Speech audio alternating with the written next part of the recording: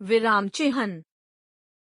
बच्चों, आप सब जानते हैं कि विराम का अर्थ है रुकना, विश्राम करना या ठहरना, और चिन्ह का अर्थ है संकेत, अर्थात विराम चिन्ह का अर्थ हुआ रुकने का संकेत करने वाले चिन्ह। वार्तालाप करते समय अपने भावों के अनुसार हमारी वाणी की गति में उतार चढ़ाव आते हैं। कभी हम अपनी बात को स्पष्ट करने के लिए कुछ देर रुकते हैं, फिर अगला वाक्य बोलते हैं। बच्चों, लिखित भाषा में इन्हीं भावों के अनुसार रुकने के लिए जिन विशेष चिन्हों का प्रयोग किया जाता है, उन्हें विराम चिन्ह कहते हैं। यदि हम विराम चिन्हों का सही जगह पर प्रयोग नहीं करते, तो अर्थ का अनर्थ हो सकता है। जैसे 1. रोको मत खाने दो। इस वाक्य में अर्थ स्पष्ट नहीं हो रहा है। 2. रोको मत खाने दो। इस वाक्य में रुकने का बोध हो रहा है।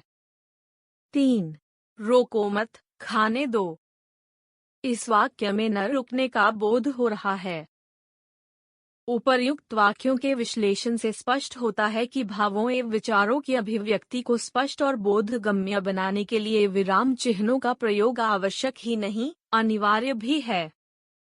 अतः विराम चिह्न की परिभाषा है भाषा के लिखित रूप में विशेष स्थानों पर रुकने या संकेत करने वाले चिन्हों को विराम चिन्ह कहते हैं। हिंदी भाषा के प्रमुख विराम चिन्ह: 1. पूर्ण विराम, 2. अल्प विराम, 3. अर्धविराम, 4. प्रश्नवाचक चिन्ह, 5. विस्मयादिबोधक चिन्ह, 6. निर्देशक चिन्ह, 7. योजक चिन्ह, 8. उद्धरण चिन्ह, 9. लाघव चिन्ह, 10. विवरण चिन्ह, 11. कोष्ठक, 12. हंसपद चिन्ह, 13.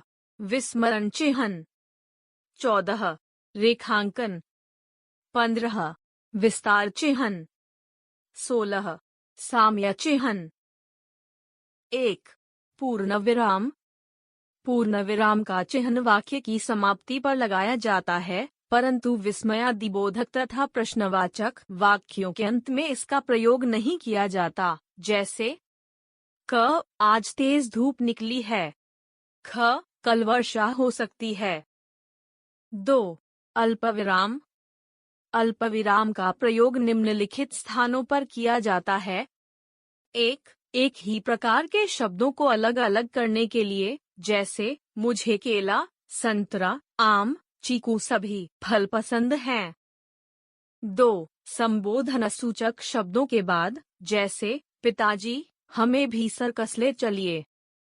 3. संयुक्त और मिश्र वाक्यों के उपवाक्यों को अलग करने के लिए, जैसे हम जल्दी घर आ जाते, परंतु बस नहीं मिली। 4. उद्धरण चिह्न से पूर्व, जैसे पिताजी बोले, कल हम सब घूमने जाएंगे। 5. हाँ या नहीं के पश्चात, जैसे हाँ, मैं भी साथ चलूंगा। नहीं, मैंने उसे नहीं देखा। 6. वह, तब तो आदि शब्दों की अनुपस्थिति में अल्पविराम का प्रयोग किया जाता है, जैसे क. दादी जी जो पुस्तक दे गए, कहाँ है वह के स्थान पर ख. मैं जब बुला रहा था, कहाँ थे तब के स्थान पर ग. जब मैंने देखा कि रास्ता साफ है, मैं चल पड़ा, तो के स्थान पर 7. महीने की तारीख और सन को पृथक दिखाने के लिए अल्पविराम का प्रयोग किया जाता है, जैसे 15 अगस्त 1947। 8. विशेषण उपवाक्य का प्रयोग वाक्य के मध्य में होने पर अल्पविराम का प्रयोग किया जाता है, जैसे वह आदमी जिसने कल चोरी की थी, आज पकड़ा गया। 9. अभिवादन, समापन, पता आदि के लिए अल्पविराम का प्रयोग किया जाता है, जैसे 1. पूजनीय दादाजी, अभिवादन। 2. भवदीय, तुम्हारी प्यारी सखी, समापन। 3. H54, मयूर विहार, नई दिल्ली, पता। 10. शब्दों, वाक्यांशों की पुनरावृत्ति होने पर अल्पविराम का प्रयोग किया जाता है, जैसे हाँ हाँ, मुझे भी पता चला है कि वहाँ आग लगी है। 3. अर्धविराम। जहाँ अल्पविराम से अधिक और पूर्णविराम से कम रुकना हो, वहाँ अर्धविराम का प्रयोग किया जाता है। इनका प्रयोग निम्नलिखित स्थानों पर होता है। क. संयुक्त वाक्य के समानाधिकृत उपवाक्यों पर अधिक जोर देने के लिए अर्धविराम का प्रयोग किया जाता है, जैसे रमन देर से सोकर उठा, नहा धोकर उसने नाश्ता किया, अपनी साइकिल उठाई और चल पड़ा। ख. मिश्र वाक्य में दो उपवाक्यों में अधिक संबंध दर्शाने के लिए अर्धविराम का प्रयोग किया जाता है, जैसे जो आज हमारा मित्र है, कल वही शत्रु हो सकता है। ग. मिश्र तथा संयुक्त वाक्यों में विपरीत अर्थ प्रकट करने वाले उपवाक्यों में अर्धविराम का प्रयोग किया जाता है, जैसे वह मिन्नतें करता रहा, वे उसे नजरअंदाज करते रहे। घ. मिश्र वाक्य में क्यों, क्योंकि आदि कारणवाची क्रिया विशेषणों से पहले अर्धविराम का प्रयोग किया जाता है, जैसे अध्यापिका विद्यालय नहीं आईं, क्योंकि वह बीमार थीं। 4. प्रश्नवाचक चिन्ह। प्रश्नवाचक वाक्यों के अंत में प्रश्नवाचक चिन्ह लगाया जाता है, जैसे क. आप कहाँ रहते हैं? ख. आपको किधर जाना है? ग. क्या खाओगे? 5. विस्मयादिबोधक चिन्ह। हर्ष, भय, शोक, घृणा, आश्चर्य, उत्सुकता आदि भावों को प्रकट करने वाले शब्दों के बाद विस्मयादिबोधक चिन्ह लगाया जाता है, जैसे क. अरे, तुम्हें तो चोट लग गई। ख. ऊ, कितनी गर्मी है। ग. छी, कितनी गंदगी है। 6. निर्देशक चिन्ह। इसे रेखिका भी कहते हैं। इसका आकार योजक रेखा से बड़ा होता है। इसका प्रयोग निम्नलिखित स्थितियों में होता है। 1. किसी बात का निर्देश देने के लिए, जैसे काल के 3 भदे हैं, भूतकाल, वर्तमान काल और भविष्यत काल। 2. संवाद, वार्तालाप में नामों के तुरंत बाद, जैसे अध्यापक, भारत के राष्ट्रपिता कौन थे? छात्र, महात्मा गांधी। 3. किसी व्यक्ति के कथन को उद्धृत करने में, जैसे सुभाष चंद्र बोस का कथन है, तुम मुझे खून दो, मैं तुम्हें आजादी दूंगा। 7. योजक चिन्ह। इसका आकार निर्देशक चिन्ह से छोटा होता है। इसका प्रयोग निम्न स्थितियों में किया जाता है। 1. तत्पुरुष तथा द्वंद्व समास में दोनों पदों के बीच में, जैसे ईश्वर भक्ति, माता पिता, पति पत्नी। ऊंचा नीचा, सत्य सत्य। 2. शब्द युग्मों के बीच में, जैसे कभी कभी, ठीक ठाक, दुख सुख, छोटा बड़ा। 3. तुलनात्मक। सा, सी, से पहले, जैसे फूलों सा कोमल हृदय। 4. संख्याओं और उनके अंशों के साथ, जैसे 1/4, 2/3। 8. उद्धरण चिन्ह। ये चिन्ह 2 प्रकार के होते हैं। 1. इकहरे उद्धरण चिन्ह। 2. दोहरे उद्धरण चिन्ह। इनका प्रयोग निम्नलिखित स्थितियों में होता है। 1. इकहरे उद्धरण चिन्ह का प्रयोग किसी लेखक के उपनाम, कविता, उपन्यास या पुस्तक के शीर्षक को दर्शाने के लिए किया जाता है, जैसे क. हम पंछी उन्मुक्त गगन के कविता के कवि शिव मंगल सिंह सुमन हैं। ख. अयोध्या सिंह उपाध्याय हरिऔध आधुनिक हिंदी के मूर्धन्य कवि हैं। ग. पंडित जवाहरलाल नेहरू को बच्चे प्यार से चाचा नेहरू कहते। 2. दोहरे उद्धरण चिन्ह का प्रयोग किसी व्यक्ति के कथन को ज्यों का त्यों रखने के लिए किया जाता है, जैसे महात्मा गांधी ने कहा, अंग्रेजों भारत छोड़ो। 9. लाघव चिन्ह।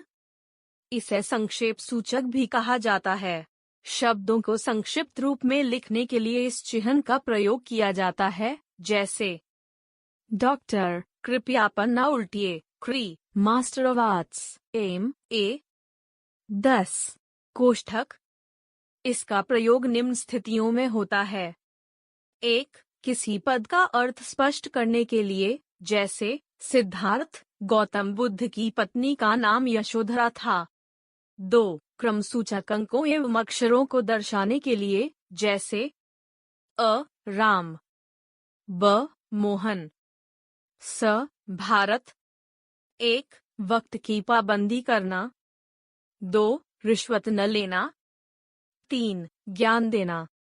3. संवादों में, नाटकों में हाव भाव तथा रंगमंचीय संकेतों को स्पष्ट करने के लिए, जैसे राजा ने क्रोध से कहा, अपराधी को पेश किया जाए।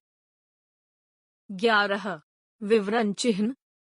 इस चिन्ह का प्रयोग किसी बात का विवरण या सूचना या उत्तर या निर्देश आदि देने के लिए किया जाता है, जैसे लिंग 2 प्रकार के होते हैं, पुल्लिंग और स्त्रीलिंग।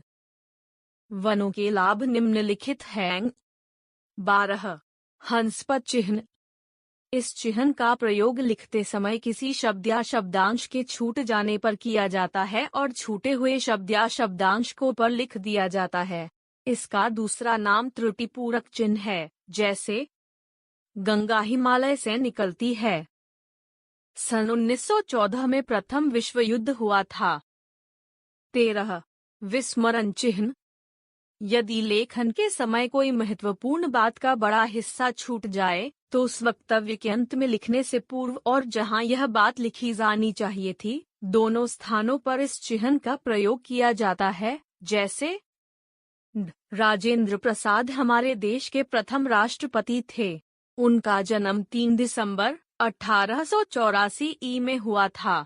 1947 में उन्हें भारत का प्रथम राष्ट्रपति चुना गया। सन 1902 में उन्होंने इंटर की परीक्षा पास की। 1921 में उन्होंने अपने व्यवसाय को छोड़कर सारा जीवन देश की सेवा में लगा दिया।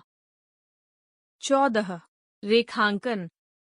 वाक्य में महत्वपूर्ण शब्दों या पदों के नीचे एक रेखा खींच दी जाती है, जिसे रेखांकन कहते हैं। जैसे यह राधा का घर है। संज्ञा शब्दों को रेखांकित कीजिए। 15. विस्तार चिन्ह। जब किसी गीत या कथन को आगे बढ़ाने के समय पुनः पुनः बोला जाता है, तो लेखन में वहां विस्तार के संकेत के लिए विस्तार चिन्ह को लगाया जाता है, जैसे तूफानों की ओर बढ़ा दे, नाविक निज पतवार। 16. साम्य चिन्ह। समान भाव को प्रदर्शित करने के लिए साम्य चिन्ह का प्रयोग किया जाता है, जैसे संधि विच्छेद करते समय, शब्दों के अर्थ लिखते समय, अनेक शब्दों के लिए एक शब्द लिखते समय आदि। दिक प्लस अंबर इक्वल्स दिगंबर, अति प्लस उत्तम इक्वल्स अत्युत्तम, जीने की इच्छा इक्वल्स जिजीविषा। हमने सीखा। लिखित भाषा में रुकने के लिए लगाए गए संकेतों को विराम चिन्ह कहते हैं। लिखित भाषा में अपने भावों एवं विचारों की अभिव्यक्ति को स्पष्ट और बोधगम्य बनाने के लिए विराम चिन्ह आवश्यक हैं।